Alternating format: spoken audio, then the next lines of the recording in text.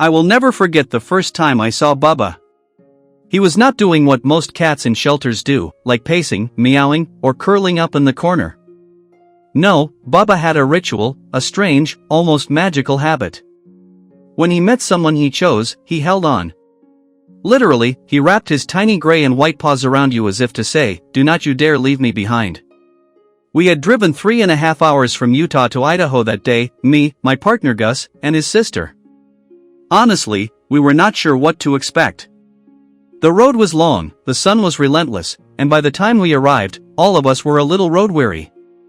But stepping into that shelter was like entering a different world. The smell of fresh sawdust, the faint chorus of meows and barks, the sound of metal kennels clicking shut, it all wrapped around me like a strange symphony of waiting souls. We met cat after cat, playful paws poking through cages, curious eyes watching. Each one had a story, a hope. But then there was Bubba. He was only 3 months old, a little gray and white fluff ball whose sister had already been adopted. He had been left behind, waiting. And as soon as Gus reached into his enclosure, Bubba did something extraordinary. He climbed straight onto Gus's chest, dug in with his tiny claws, not painfully, just firmly and desperately, and held on. His little body trembled, and his heart raced against Gus's shirt. He pressed his face into him and refused to let go.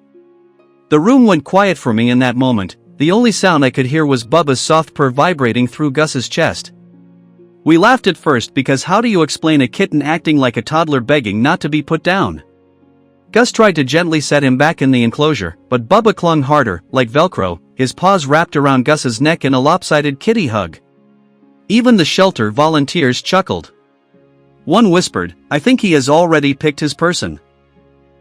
Someone caught it all on video, and later, when that clip made its way onto TikTok, it went viral. Millions of people fell in love with the sight of this determined little cat hugging for dear life.